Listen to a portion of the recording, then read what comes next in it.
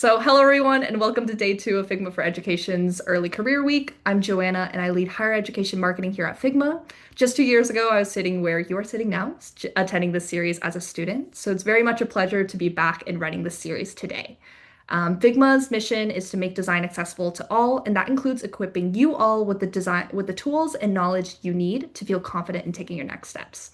These sessions were shaped by feedback from students around the world, letting us know that the transition from school to career can feel quite confusing and overwhelming. Our hope is that this series helps you navigate that journey with a little more clarity and a lot more support. So, before we dive in, a quick reminder that Figma is free for all students and educators. You can use the QR code on the screen to verify with your school email, or you can also use the links that I just dropped in the chat. Yesterday, we kicked things off with what does AI really mean for new designers? Today, we're really going to be focusing on portfolios with the help of our design managers and recruiters from Figma, Notion, and Shopify. Tomorrow, we'll close out the series with how great teams really work, a look into collaboration between designers, PMs, and engineers on Spotify's product team. If you haven't RSVP'd yet, you'll want to do that here, again, in those links that I dropped. And also be sure to stay tuned until the end. We'll share how you can enter to win one of 3 config tickets we're giving away. And okay, one last few things. Housekeeping. So before we get started, all sessions are recorded and will be shared afterward. This will both be on YouTube as well as shared to you all via email. When you use chat, please make sure you're messaging everyone and following Figma's code of conduct. Be kind, we're all virtual, but we are all still real people behind the screens. And please avoid self-promotion in the chat. Those messages will be removed. That includes LinkedIn links. This is just for the safety and privacy of the folks who are joining us. If you have extra time at the end, we'll open up for live questions. You can submit your questions anytime before using the Q&A feature here in Zoom at the bottom bar. With that, please join me in welcoming Kai, who leads design operations at Figma. And Kai will be guiding our conversation today. Kai, passing the mic to you. Awesome. Thanks, Joanna. Before I get started, would just love a little thumbs up or a yes in the chat to make sure you can hear me loud and clear. Awesome. All right, perfect. Sorry for the late start, y'all, but my name's Kai. I've been at Figma for almost 4 years now. Initially, I studied graphic design in college. My career started out in product design. I switched over to ops for a little bit. And right now I'm sort of working a hybrid role doing ops and product design on the Figma design team. Um, I'm based in New York, and for fun, I love movies, and I'm also a licensed tattoo artist, so I have a little studio here in the city, and that's really fun. I'm gonna pass it over to Johanna, and then after that, we'll intro Chris P. and then Chris A. Hello, can you hear me? My name is Johanna, and I'm a design recruiter here at Figma. I started my career at I studied creative advertising at Michigan State, and then started my career as a brand designer on the agency side. And then through some layoffs and soul searching, transitioned to design recruiting at Figma. And then for fun, I love hobbies. I love to run yoga, knit, cook, things like that. So yeah. Thanks, Joanna. Chris P. Hey I'll let you y'all. introduce yourself. Well, did I freeze? Did my camera freeze? Are you kidding me right now? You're good. We hear you Oh loud and my clear. gosh. What is happening? Love that. We'll just keep going. It's so good to be with you. Thanks so much for being here and like having me. I'm super grateful. I'm Chris. I recently took a very big step and left Shopify to kind of do my own AI native consulting and app building thing, which has been really exciting. But I have been a design manager for several years now at a handful of different companies, including Mercury, which is a fintech company, most recently at Shopify. And I've had just like what a gift it is to see so many portfolios over the years and be part of the hiring conversations. I'm also in Denver, Colorado. It's dark and cold and snowy outside right now. It feels very, very holiday-like. Thanks, Chris. Chris A., take us home. Yeah. Hey, folks. I'm Chris. I lead design recruiting at Notion. I actually don't have a design background at all. Um, Never studied it. Really have no connection to design whatsoever. But after I graduated college, I studied history. And after I graduated college, I moved to Tokyo and just cut my teeth in kind of the Tokyo design scene, worked at various agencies there, and really just fell in love with the community, the space, and yeah, I just never looked back after being involved in the scene. Then worked for various design agencies in recruiting.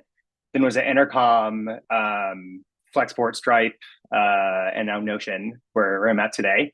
I live in Oakland, California, and in my free time, I love music. I grew up playing in bands, and I love metal, death metal in particular. And so that's kind of my main thing these days. But yeah, that's me. Awesome. Very cool.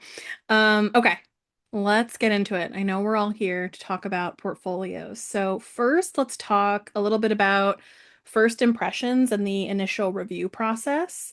So starting with the basics, when y'all are reviewing portfolios, what catches your attention first? And the big question a lot of folks want to know is how much time are we truly spending on each portfolio? Chris A., would you want to kick us off? Yeah.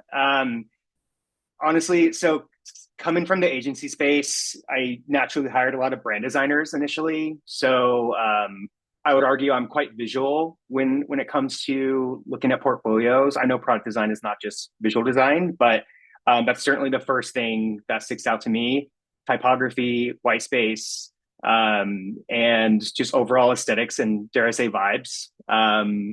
And that's certainly like the first thing that sticks out to me. And then as far as how much time I'm spending on it, y'all are gonna hate me. Probably like 4 or 5 seconds, something like that. Really, for me, that's like what it takes. Like my process is okay. How are the vibes? How is the visual design? Does it look good? Okay, now I'm gonna dive in.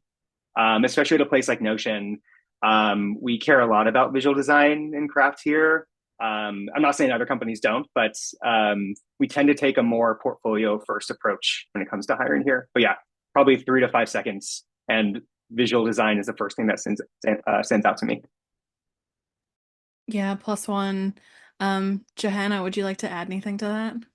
Yeah, I mean it's pretty similar. I think similar to I think even just talking with somebody, you often can know pretty immediately if it's going to be a fit or not. I would say in addition to the visual craft and design of the website, even something as simple as like how is the portfolio built? Is it easy to access? Does it take me digging through lots of different or jumping through lots of different hoops to input like a really lengthy password? It sounds maybe simple and nitpicky, but that gives us little signals on a candidate might not have the attention to detail or like UX thinking that we're really looking for. And so that's like the first thing. Maybe it's not something that would immediately disqualify for every role, but that's definitely like an immediate signal. So yeah. Awesome. Chris P., any thoughts there? Yeah, it's how fast do I get to see your work is really like the big question. So to Chris Andrews' point, I mean, even Johanna, like the more that you make me think and hunt down, the less likely I want to spend that extra 5 to 10 seconds, kind of going through. And I think to be clear, like I think I saw a emoji about crying in 5 seconds. When you do this a lot, you get a sense for very quickly like how fast you can process the information. So even though it sounds rough that it's only 5 seconds, like the skill set here, and especially like, I mean, I think Chris and I have been connected over the years in the design community, and Chris is like legendary, like world renowned in the design community for this. But you develop this sense of like what the company is looking for and like what my teams need or what I need. You can do it very quickly, and so I don't want that to sound like a negative. It's just a way like you go through a big volume. The other thing, so yeah, how fast can I see your work? And then there's other little signals that I'll get really quickly around like if you do, this is such a hot take, but if you do post-it notes or whiteboards very quickly, I pass. It's a hard pass because it to me it signals someone who's very junior and like I expect that you know how to do your job. I don't need to see you showing the work with the post-it notes, but those usually like are fillers that there's probably not enough design work or actual like substance there. So that those are kind of things I'm looking for. Can I chime in real quick? Yeah, totally agree. I think sometimes we spend too much time on context setting when we just want to see the work.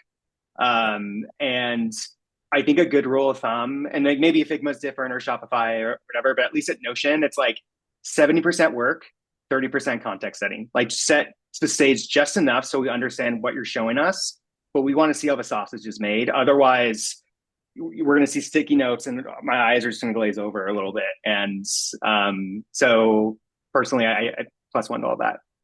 Yeah, huge, huge plus one. And I think for me, if you set the stage well, and after that 4 second glance, we see that you've set the stage well, we see that your portfolio is accessible, then for me, then I do a bit of a deeper dive, right? Like if I see all the core components there, then I will click into one or two case studies and actually be like, okay, great. I know this person has the basics. They clearly have taste. They clearly know how to make this accessible.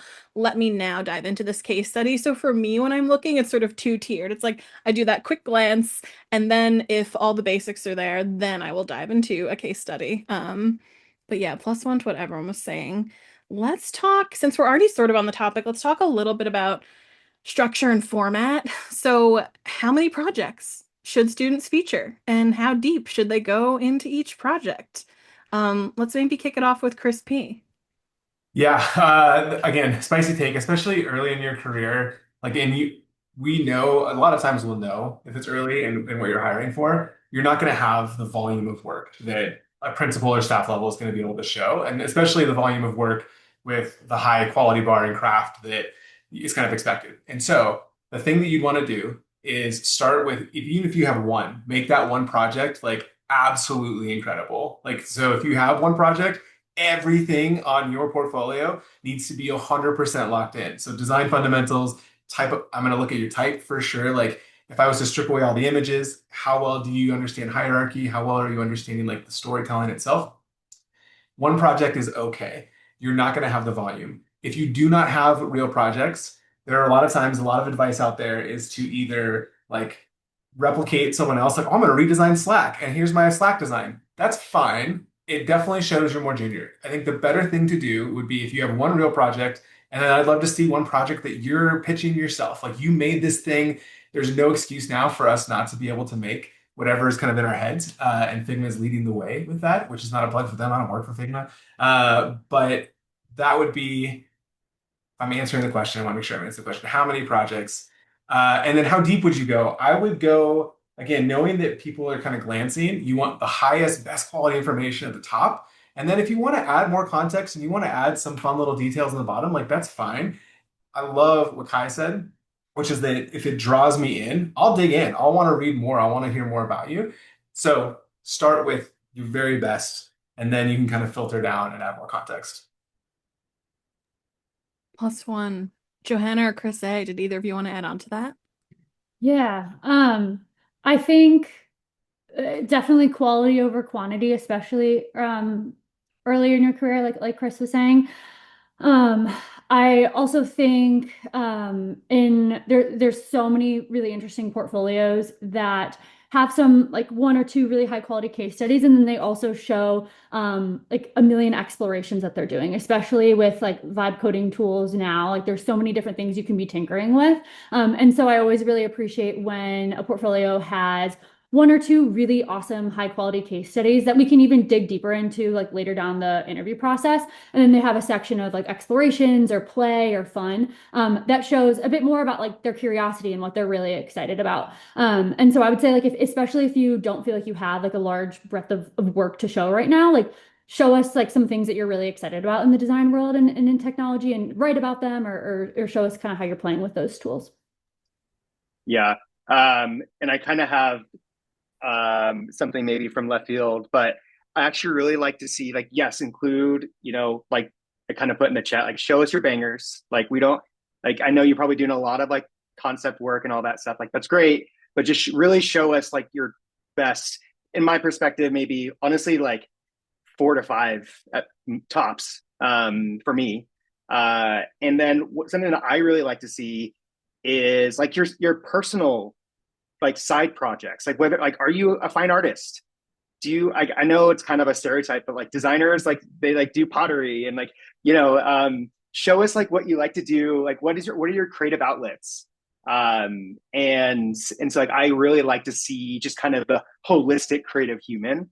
Not that that will mean the difference between you getting the job or not, but I think it helps, especially if you're a product designer and you kind of, to Johanna's point, like you show us kind of these like playgrounds and things that you really experiment with, that you don't have any constraints. It's like it's just your own little project, and you're just going pedal to the metal, just doing what you really like to do, and showing us what you're made of. And especially if you have internships and stuff, sometimes the design the design systems might not look that great, and that's not your fault. But showing us what you're actually capable of without those design systems, I think is something that I personally really like to see. Yeah, plus one. I have another one that's kind of out of left field related to this. I've had a lot of students ask me, like, what if my 1 to 2 projects I have just like aren't that substantial? Like, what if I don't have a ton of content for them? And the advice I always give to folks is, you can make up your own constraints, right? Like, you can go in and be like, okay, like maybe I didn't have a ton of time to figure out what this project could have looked like for this different user, or maybe I didn't have a ton of time to explore a deeper prototype that I would have liked to. I think like take the extra time and make sure you're telling more of that story, make sure you're showcasing like how you handled a pivot. And you can tell us or you cannot. Like you can just go in and pretend like the project went that way, or you can be like, hey, this project I only had 2 weeks for it, but I actually went out of my way and worked on it for 2 extra months because I wanted to tell more of a story. That's some advice I've always given folks if you don't have something that you feel is like super substantial. Um, Related to structure and format, and I'll let anyone jump in here. What advice do you have when it comes to showcasing motion on one's portfolio? How can students make prototypes get the attention they deserve while staying in that story flow? I'll pass it to anyone who wants to come off mute. Uh, it has to be really tasteful, and it has to, I want to see restraint with motion. And I think that like there is a line very quickly when, if every element, and especially if you're using Framer, like love Framer, great tool, so easy now to add every possible effect. And I know that I'm significantly older than everyone in this room, probably by like 100 years. But back in the day, we had MySpace, and everyone was learning how to like code and design. That's how a lot of us got like the spark for design was through that. And we added every possible effect on your own MySpace profile because it was cool to do. And now looking back, like, boy, I wish I had a little more taste and restraint. So yes, absolutely showcase motion if you have it. Don't do it if you don't understand the concepts behind motion. Like, don't just throw it in there. But if you do have it, make it tasteful and make it, yeah, MySpace famous. Yeah, plus one. Chris or Johanna, did y'all have any feelings on this topic? I mean, not more to add. I think a big mistake that I see often is just like super intense like scrolling animations and just things that make it harder to move throughout the portfolio. But Yeah, Yeah. plus one. Oh, sorry, go for it. No, Oh, you're good. Please, Chris. I was gonna say, yeah, not much to add really, but I guess like make it scannable. I think I've sometimes seen, like, we love prototypes, like big fan of prototypes. Like, please include prototypes like as much as you can. But like I think sometimes it's a portfolio is like just a prototype with zero context, and you're just like, what is this? So include like just maybe it's kind of contradictory to what I said earlier, but like still it's the 70-30 split at least. Like include just enough context so I understand like what I'm playing with. For prototypes, I think really speak volumes about who you are as a designer, your technical chops, or your curiosity about AI vibe tools, and like so, especially these days. I basically implore everyone to include as many prototypes, or to include a prototype at least in their portfolio. Yeah, plus one. Something I'll add on to that. is just make sure the videos and GIFs you're using are of good quality. Like really pressure and stress test it. I've seen some portfolios where there's like errors loading or the GIFs are really small and like very lossy. So just make sure you're doing your due diligence. Make sure you have your friends open up your portfolio on different devices. It's super important because that's also a skill, right? That you need to have in this workforce to make sure that you are testing across devices. So just make sure that performance is on your mind when you're thinking about motion. Cool. Let's talk a little bit about storytelling and craft. We've kind of touched the surface here, but I'm curious, what does strong storytelling look like in a portfolio? I think when we say storytelling, that can feel a bit abstract to folks. So how do you really recognize like a good story when you see one? Johanna, would you want to start us off? Yeah. I think so when we were talking about the immediate first impressions of a portfolio, like that nice visual design, that's the first piece, but that's not maybe all we see in a portfolio, especially after we make that first initial check of it passes the craft bar on immediate first glance, then we start to dig into maybe some of the more details. And so we start to see more of the thinking, more of the problem solving, and then the growth. I think there's a fine line to balance between like giving us so much information that it's overwhelming, but also making sure that we do still see this arc of the project. And so I think like giving us exactly what we need in the first fold of the portfolio. So clarity of the role, what your contribution was, and be really explicit about that. Give us some bits of process and what did you do basically in between idea and final result. And then give us, I think the majority should be the final result of, what did you actually land on? And then maybe a little tidbit about reflections, about like maybe what you would do differently, what you learned, what you'd improve on, things like that. So yeah. Yeah. I mean, definitely like I, I I know I'm kind of giving off the impression that I just want to see the work and I don't want to see anything else. No, like we still want to understand um just like the narrative of that project that you did. And let's be honest, like usually a project like it's never linear, as much as we wish it were. Um, and it's just like a story. It's like there's the setup, there's like the confrontation, and then there's like the resolution, right? And so it's like give us the setup and then talk us through, how you designed and iterated and like what are the explorations that you did. Like we went with this, but then the PM said that, and so we decided to like do this instead. Or and what we really like to see too is, especially if you are earlier in your career, that you're able to like try to ship something, like basically you have an idea and then like maybe there's some sort of opposing force internally that like maybe like, oh, that's not great or for whatever reason, and then you're just like, hey, like, I think it's great for these reasons, we should ship it for these reasons. And then the PM's like, oh my gosh, like designer, like you just graduated, but like holy smokes, that's such a great idea. And then you ship it and then like you have this like beautiful story of how you really gave impact in an organization despite being like earlier in your career. But I guess like the thing is like just enough detail. Again, so it's again that 70-30 split, but like still tell us that story. Like it's exactly the same as storytelling. Like what was the setup, and then like what were the challenges that you experienced along the way? What did it look like in the beginning, and then how did you get to the final result? And like show us those screens, like so we can see that journey of how that product like really changed.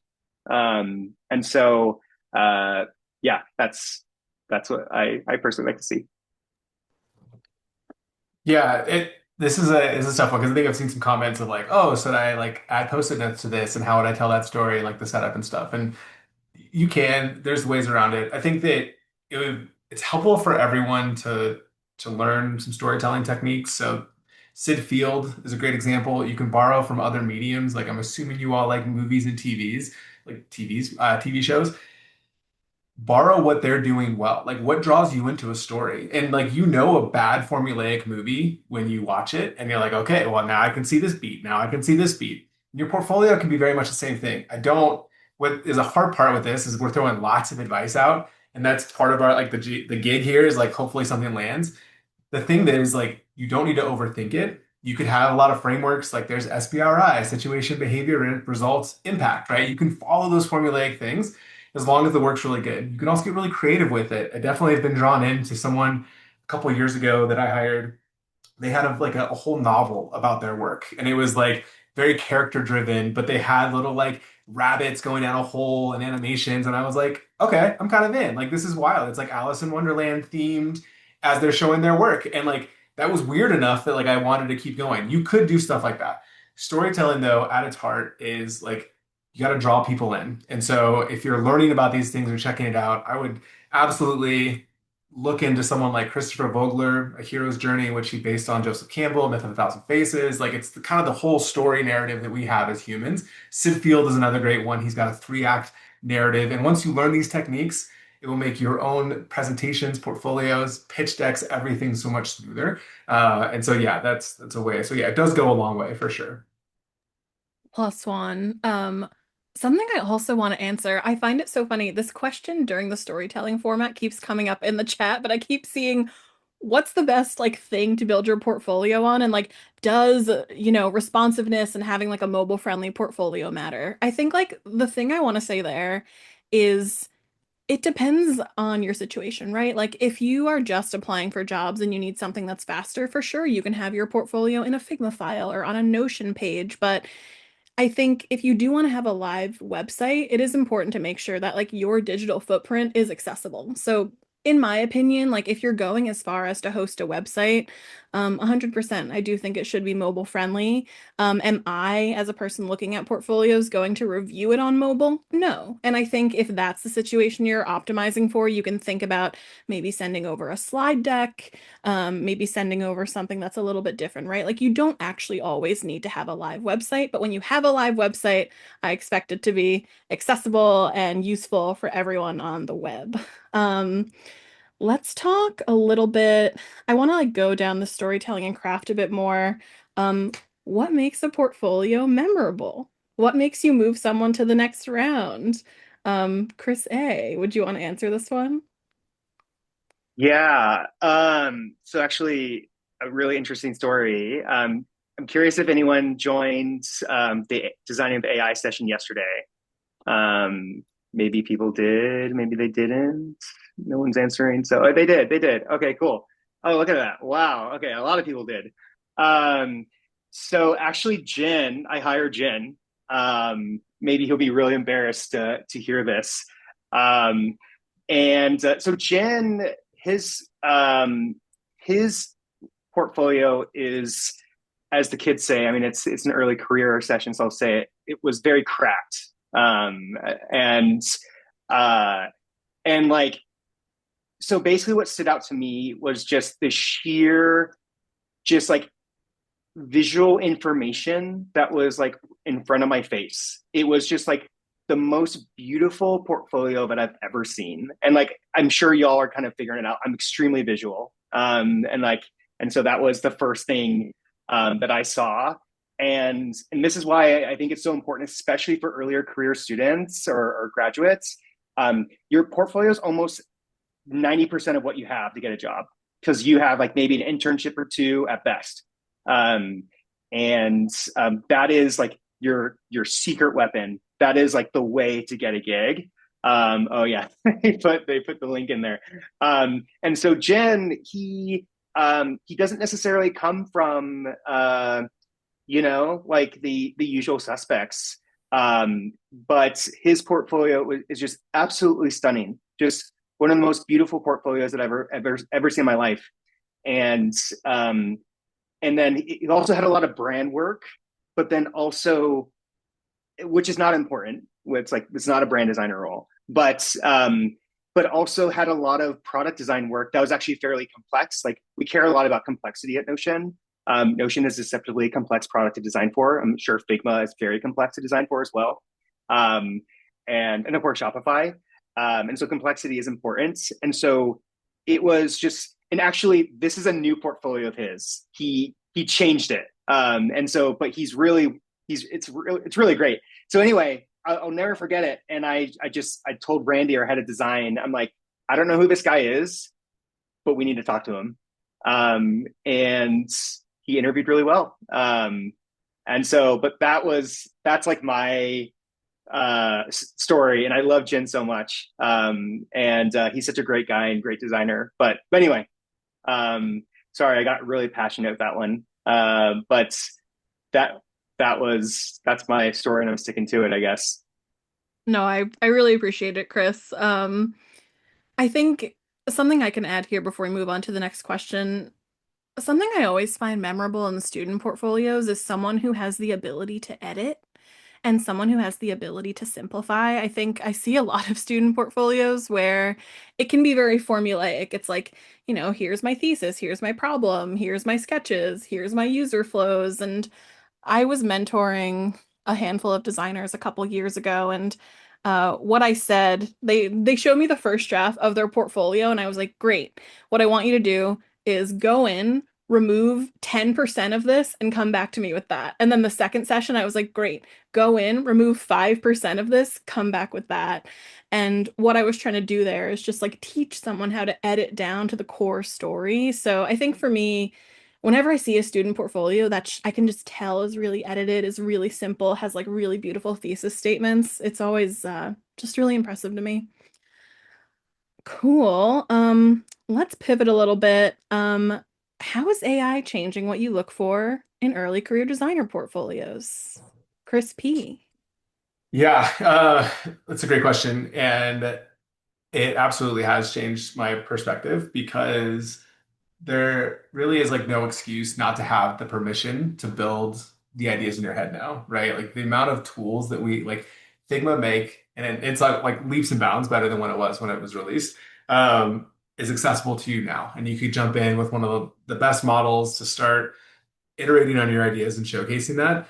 And right now, like Shopify, for example, you must be AI proficient, and it's kind of a mandate, like top down, and it's very heavy mandated. Like you're being, the design team, designers, design managers are being judged on how much they're using AI. Like I had a leaderboard as a manager that I could see my team's AI usage and be like, hey, like we're going to be tracked on this. You got to jump in. So that bleeds over into portfolios.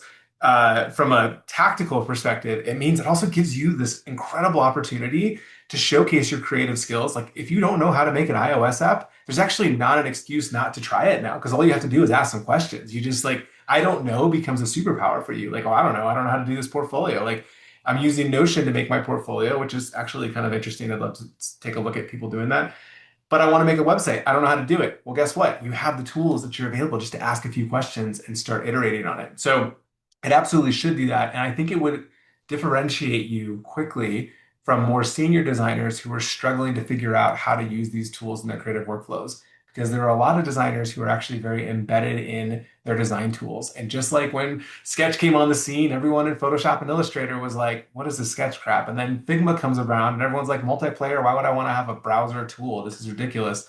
People switch, and then there are a group of people who are like just entrenched in their own opinions and they don't want to move their workflows over. You have a chance to leapfrog that and showcase how you're embracing these new technologies creatively. It's an unbelievable time to be doing that. So absolutely changing it. I would start looking for like, how are you exploring this? And it is a question in a lot of interview panels. I'm curious for Chris, like on Notion side, but in interviewing, the questions become like, are you using these tools at all? And so you could actually get ahead of that by showcasing, here's what I built. I built this with Claude Code. I built it with Codex, whatever tool you want to use.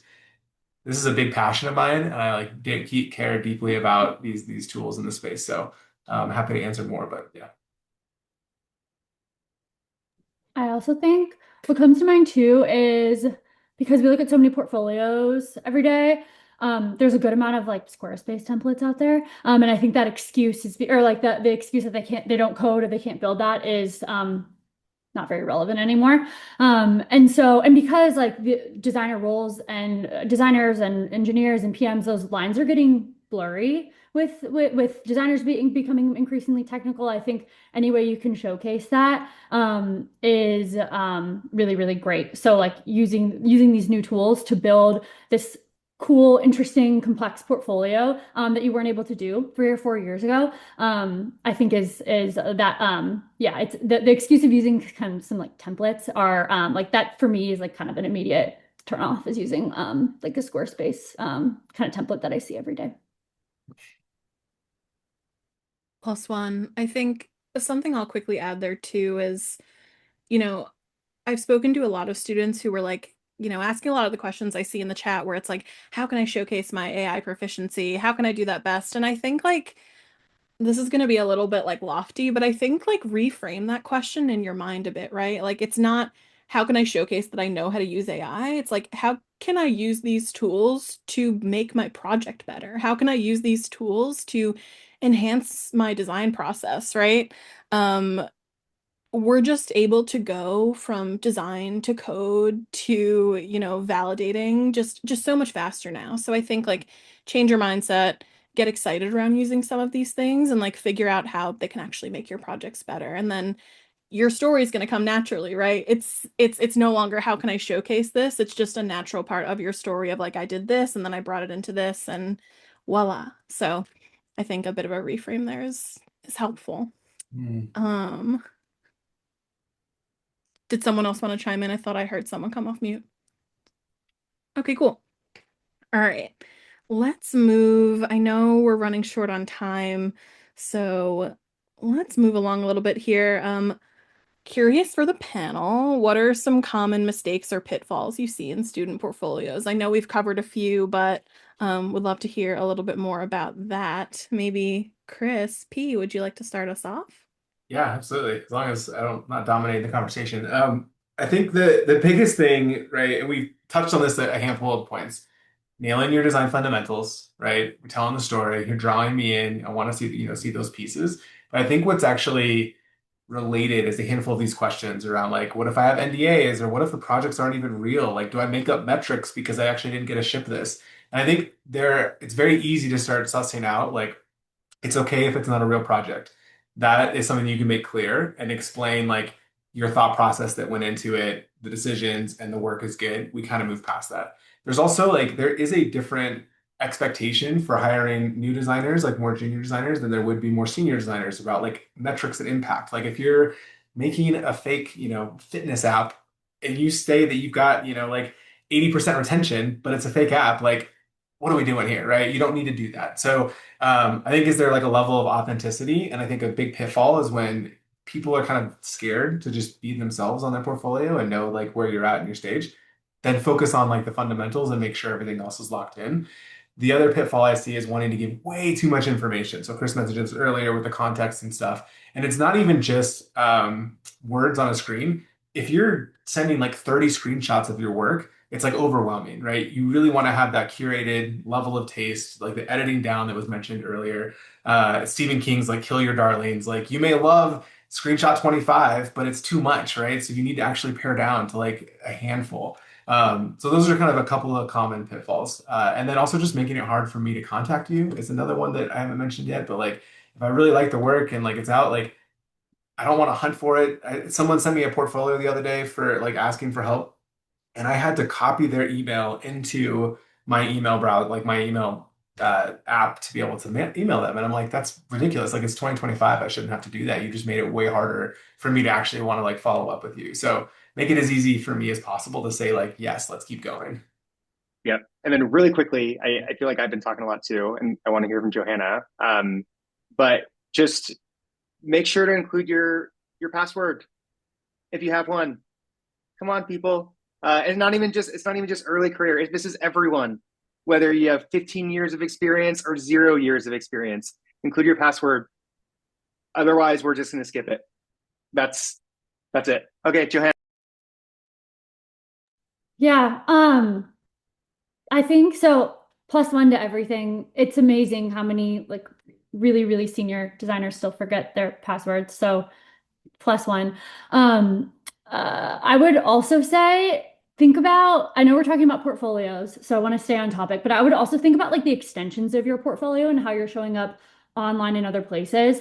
I think a common pitfall of like early career designers is they think like submitting that application is gonna like get them their best shot. But I also think like I know our design managers at Figma, they're very active on like Twitter. And I get DMs every day from a student or an early career designer sharing like an exploration that they did that leads them down the rabbit hole of finding their portfolio.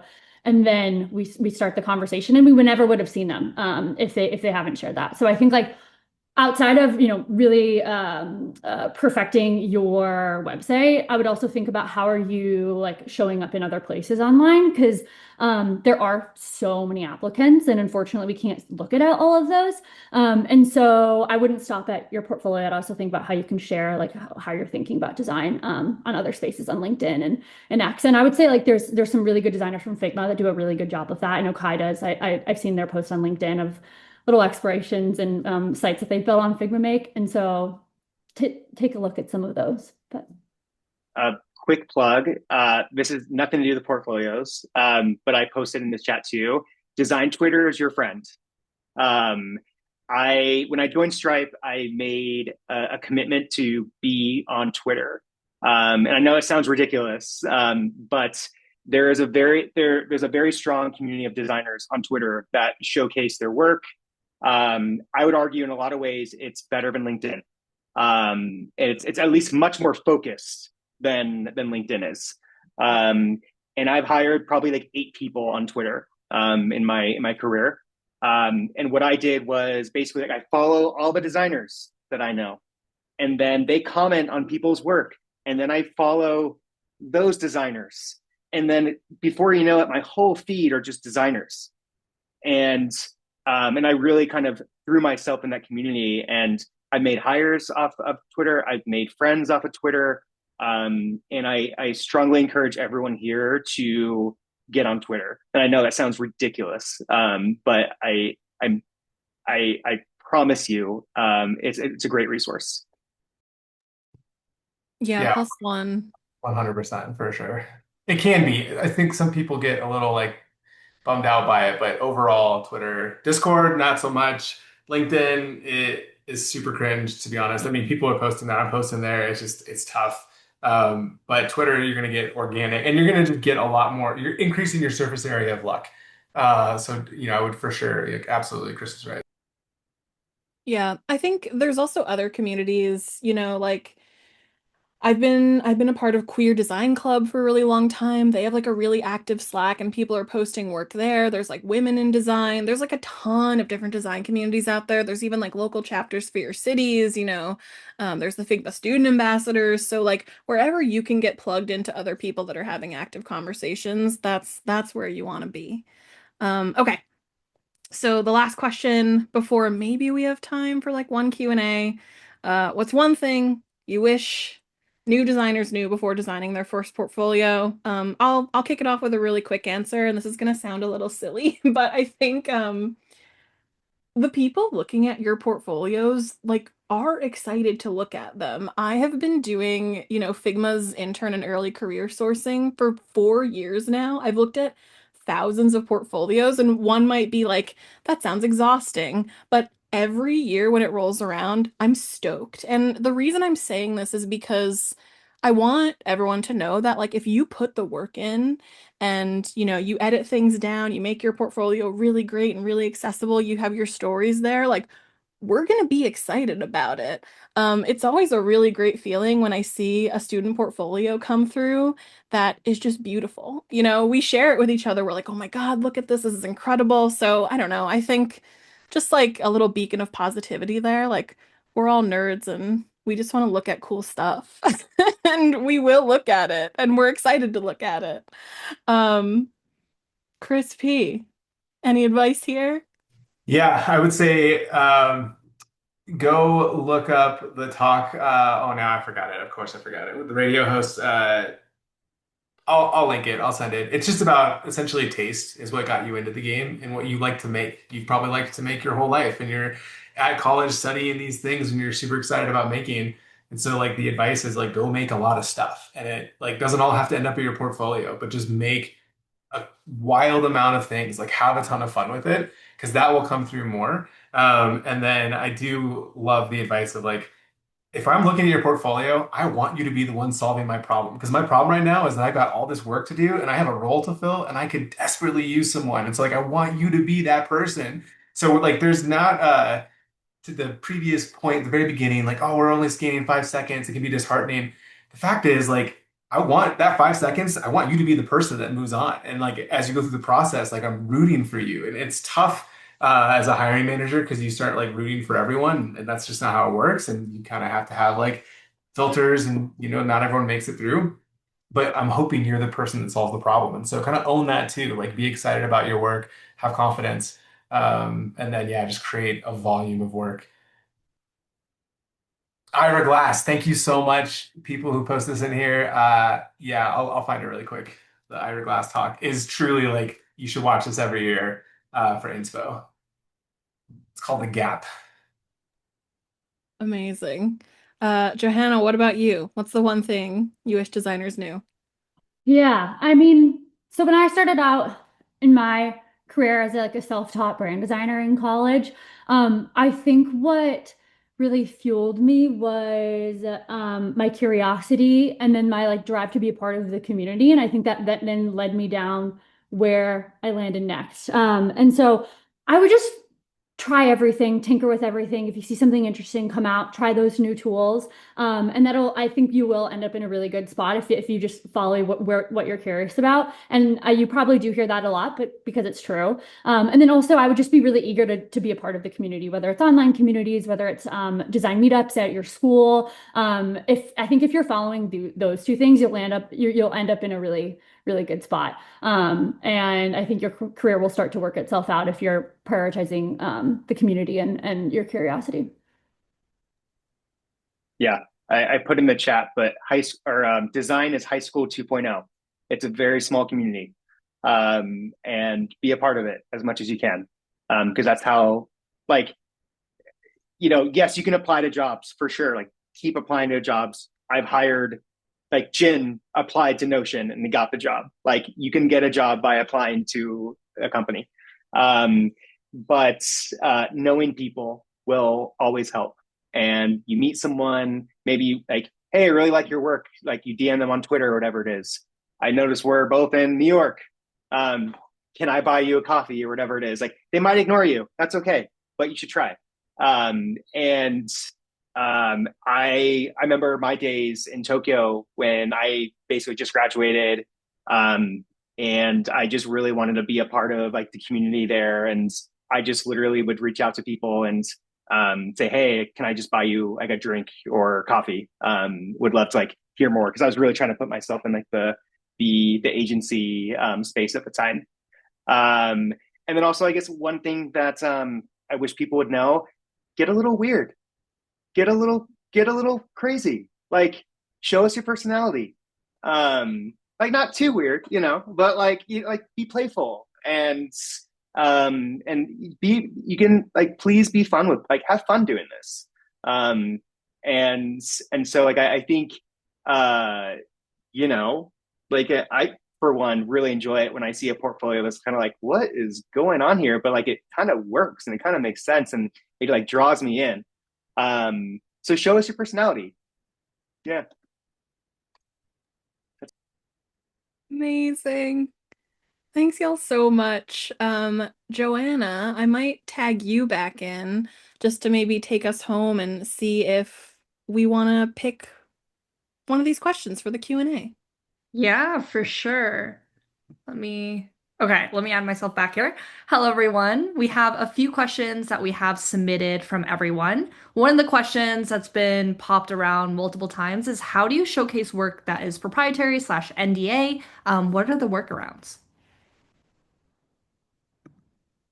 Um, so sometimes there are no workarounds, to be honest. And like there are companies that are incredibly diligent about if you move files off of, if you copy Figma links over, if you email picture, like it's just the reality. Big corporations, they're very tight around security. There's a reason why these things exist. So if you can get away with sharing the work, password protected, fine. I think everyone, like myself included, most people are pretty chill about like, okay, you can't show the work. What you can do is replicate the work to like a specific level of fidelity. It's a lot of work outside of your piece, but if you don't have a lot of projects in your portfolio, you absolutely could like recreate what you've done on the side. It sounds awful. It's a pain in the butt. I realize that, but that is like one key workaround is to do that. You could also try to get permission from your managers. I've done that before for people. Like we've talked to legal and figured out like the work's not live yet, but it's close enough. Can they share this? Like especially for junior designers who are looking to move up or our interns and stuff. Like we try to be cool about it. But one way is unfortunately like recreate the work, not pixel perfect fidelity. Like don't exactly copy it, but get the intent and then kind of tell that story. Yeah, plus one. I would also add, if you have work that maybe, your past employer's like, oh, you can't put it on your website, but I'm okay if you use it in interviews. I definitely like a lot of treatment I see of just like, hey, I have this work, it's under NDA, please reach out. We will always reach out. Literally 10 times out of 10. If you say like, I did this work for this company, reach out to me, we will. So make sure if you have that work to let us know.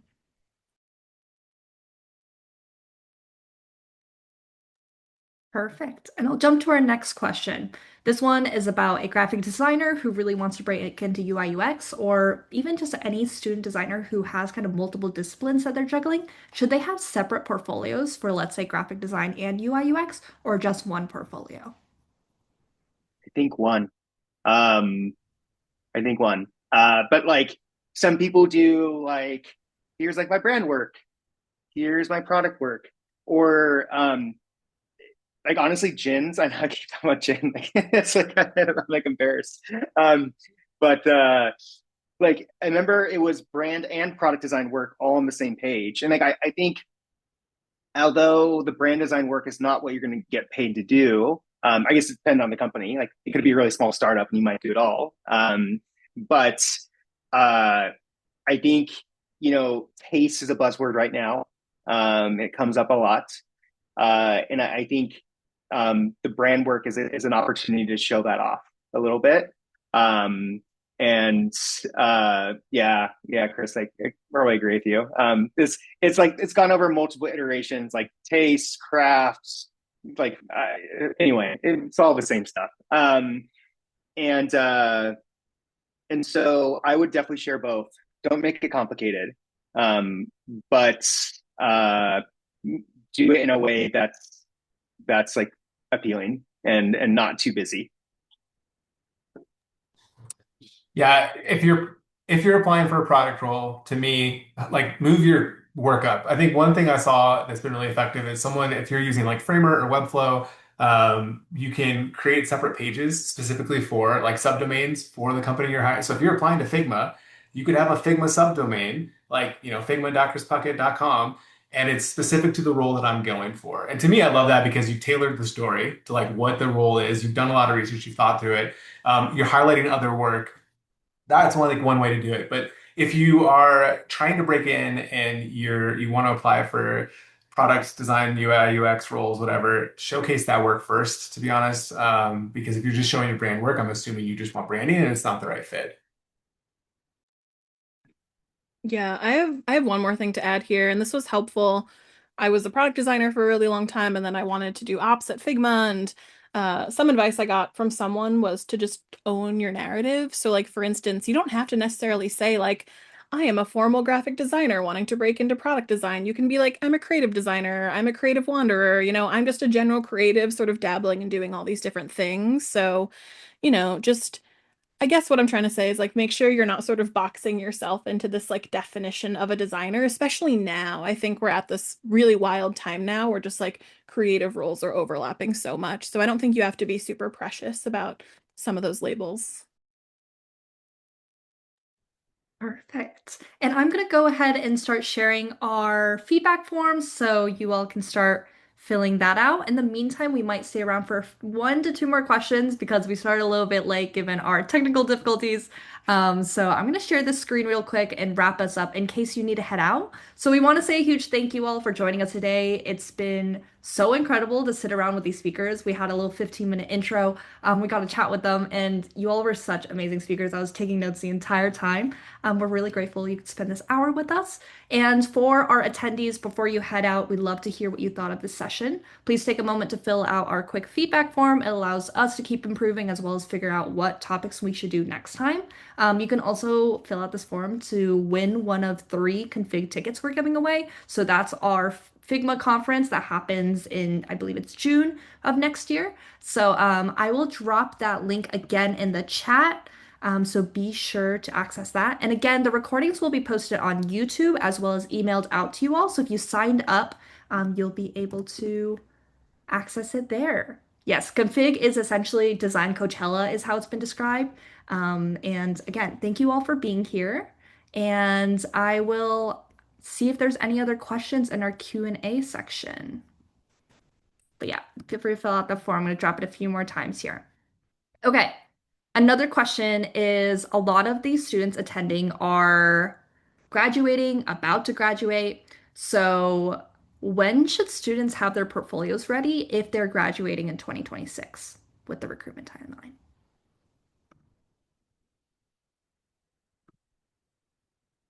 Like like when they apply for a job, like Yes. they Or should just have a, what do as you soon as mean? possible. Like if Oh, they're starting to, they want a job after post grad, when should they have their portfolio ready if they're graduating in May of 2026? I guess whenever they're ready to interview, I guess. Um, or I don't know, like as soon as possible. Like it goes back to the social media Twitter thing, like show off the show off your work, even if you're still in school. Like there are people that have joined these great companies because they're just vibing on Twitter and getting attention. Um, and so I yeah, like always be designing. I guess like feel free to like design like start now, start playing with it now, start experimenting now. That would be my advice. I don't know, Johanna, you have anything to add? Um, I mean, kind of similar. I think the sooner you can get visible, I think the sooner that you can be visible online, the better. I mean, I got a DM yesterday from an early career portfolio that somebody came across on Twitter. So I think the time we're always recruiting, and so I think the sooner that you can share work, the better. Especially as these early career recruitment timelines are getting, it feels like they're hiring earlier and earlier. Is I would just I think just share as much as you can online and start as soon as possible. So Yeah, I could tell Chris A is thinking he's like, share later? Must share right now, as soon as you can. So with that, how do you know what portfolio is ready? I feel like I've always dwindled when I'm making my portfolio and I'm crafting, like, when is it ready to present? How do you help students decide that kind of like, it's ready? It's it's a great question because you'll never feel that it's ready, and I don't think that that feels any better the more senior you get in your career. Because you always like we care about the details, you care about the pixels, you want it to be perfect, and there is a level of perfectionism that keeps you from just doing the thing. So you have to kind of gut check, like am I proud enough of it right now that I could show this out? And if I am, like it's probably good enough to send. And I can keep working on it. The other thing about this is it's a living document. Your portfolio is not static. You could change it every day if you wanted. But what you can't do is keep saying you're going to redesign it and you never get it done and then you never actually launch it and land it with people and sending it out. That's what you can't do. So if it's keeping you from shipping, you're probably ready to go. And if it's not landing you the jobs that you're wanting to or the interviews or it's not there, then it's like worth retweaking. I think I've seen a question come up a couple of times around like, I've got a very specific style and it's not essentially landing. People don't like it as much. And I guess you start questioning like, okay, like, is it time to rethink that? Because like, what is the purpose of your portfolio? Don't let perfectionism be the enemy of you actually like launching it. I think Amazing.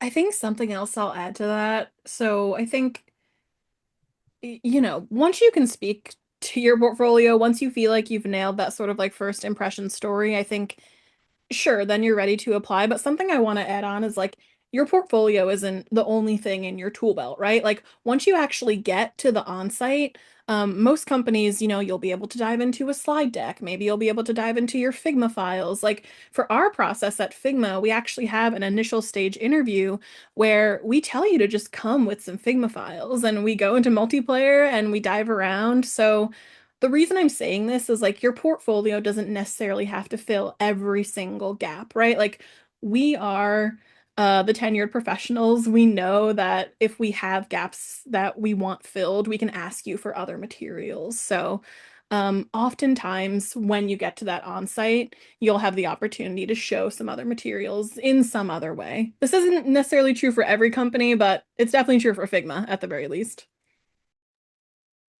Perfect. Thank you all so much for sharing your insights. And again, everyone in the chat, if you could drop some thank yous as well, we're going to close out for the evening. Thank you all so much for joining us and hope our panelists have a lovely night. And thank you again for your time.